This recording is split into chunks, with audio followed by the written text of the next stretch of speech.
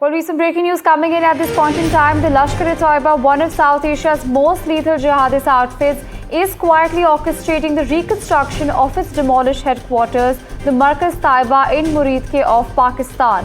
Now remember, this comes after destruction of the headquarters by the Indian Air Force on 7th May 2025 during Operation Sindoor. NDTV has in fact accessed exclusive details from the dossier prepared by India's intelligence agencies.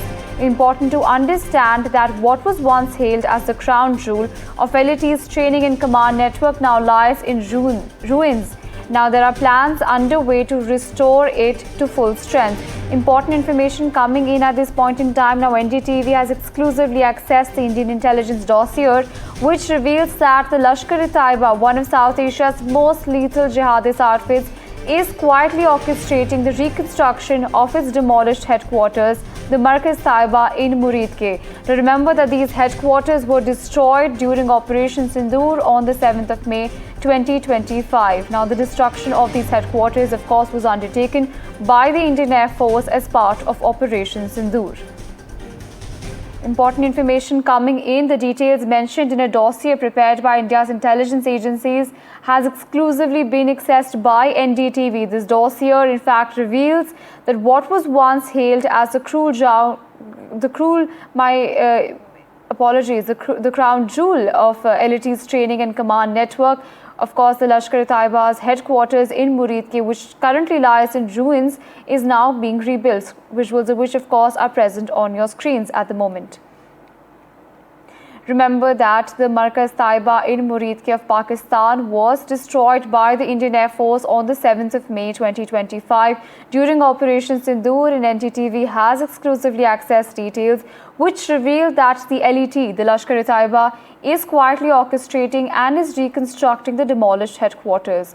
Remember that this lies in Muridke area in Pakistan. It's called the Markaz Taiba, which is the headquarters of the Lashkar-e-Taiba, which is based out of Pakistan. Remember, like I mentioned earlier, that during Operation Sindoor, India had hit terror bases in Pakistan, and during its strike on one of the terror bases was, of course, Markaz Taiba, which has now been destroyed. It's completely in ruins, like you can see on your screens at this point in time. Now, NDTV has exclusively accessed this information, and we're telling you at this point that the Lashkar-e-Taiba is rebuilding its headquarters, the Markaz Taiba in Pakistan. We'll on this with my colleague Aditya joining us on the telecast now. Aditya, of course, I wish to understand from you, given Pakistan's complicity in terror attacks and harboring terror over the years, this information just goes on to prove the country's complicity. Remember, even like Muridke was one of the camps that was destroyed. We've also seen army at terrorist funerals. Osama bin Laden was found 800 meters away from a military base in Pakistan. What are your thoughts? Does this not reveal Pakistan's complicity?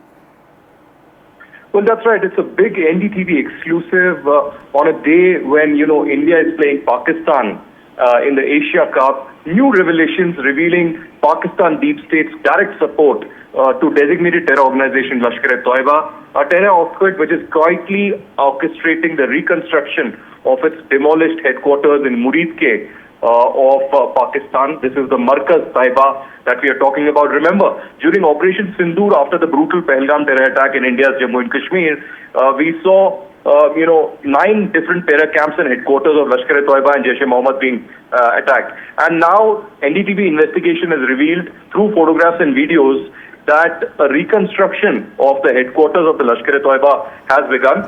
Not just this, in this 1.9-acre Markaz Taiba campus, Pakistan state is directly, openly and publicly helping in the development and the reconstruction of the terror organization headquarters and their building.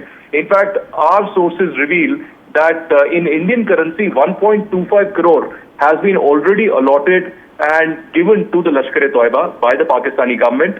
And the estimates say that they are putting a deadline of March or Feb 2026 to construct this, and the total cost would be around 4.7 crore. That would be a burden on the exchequer and the Pakistani government. So clearly at this moment, Pakistan continues its proxy war and terrorism in Jammu and Kashmir, killing innocent Kashmiris and security forces. On the other hand, giving a safe haven to Lashkar-e-Taiba terrorists on its soil. A big investigation just weeks after the Operation Sindoor, NDTV clearly indicating how Asim Munir's policies, how the Pakistan Army's policies haven't changed one bit, and terrorism continues to flourish on the Pakistani soil against India. Right, absolutely, Aditya. I also wish to understand from you, of course, the Pakistani government and, of course, the administration is not just helping them rebuild. They're also, in fact, giving them money to do so. Like, it's not just physical help, there's also financial help involved. And, of course, remember that Pakistan earlier, a couple of years back, was also on the FATF grey list for terror funding. Now, Aditya, help us understand how exactly does this pan out geopolitically for Pakistan, given that, these are clear details that do reveal Pakistan's complicity in, of course, terror attacks. Well, India certainly would be exposing Pakistan at the level of the United Nations and different other multilateral forums, as it has done in the past. But there's been a failure of the United Nations also to counter terrorism or give a basic definition of terrorism, really. You pointed out the funding that the terror groups like Jaish-e-Mohammed and Lashkar-e-Taiba are receiving on Pakistani soil. There's a new angle that has been investigated by NDTV. One, of course, is the fact that the Pakistan government is directly giving aid and support to Lashkar-e-Taiba to reconstruct the building. But on the other hand, we also know that in the recent floods, there are a lot of families that have been affected. A lot of, fundraising have been done. A lot of money being allotted by the Pakistani government, particularly in Punjab province of Pakistan. And this money is also being allotted to the Lashkar-e-Taiba. So it's a complete government-backed, government-funded, government-sponsored Lashkar-e-Taiba and Pakistani reconstruction of the terror groups like Lashkar and Jaish-e-Mohammed. Remember, 9 different targets were chosen by the Indian Army and the Indian Armed Forces, and they were demolished completely in airstrikes by the Indian security forces, which was a massive success.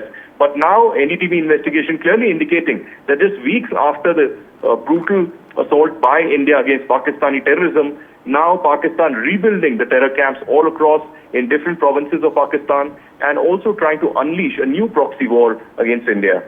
Right, absolutely, Nitin. I also wish to understand from you, you mentioned 9 terror bases that, of course, India striked in Pakistan. Firstly, walk us through that and tell us something a little more. Is there reconstruction activities happening at other bases as well, or is this the one in which, we can see active movement from the Pakistani administration?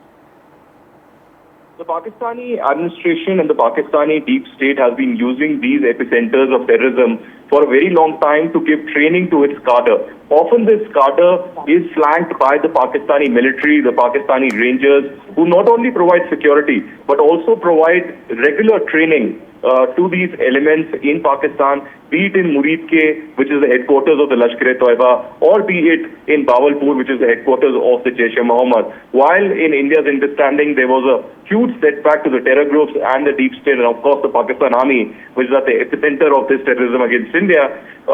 Now, reconstruction efforts clearly indicate a change in plan, a new strategy by Pakistan to unleash a bloody terror against India, just like what happened in Pahalgam, in which 26 innocents, including 25 Indians and 1 Nepali national, were brutally killed in the Pahalgam terror attack, most of them tourists who had just been there to enjoy with their families and had nothing to do with politics, etc. But now it does seem that Pakistan, through its proxy groups, Lashkar-e-Taiba and Jaish-e-Mohammed, and their fronts, like the Resistance Front and the People's Anti-Fascist Front and the Kashmir Tigers and Mountain Warriors of Kashmir, is getting into a new kind of a strategy of proxy war against India.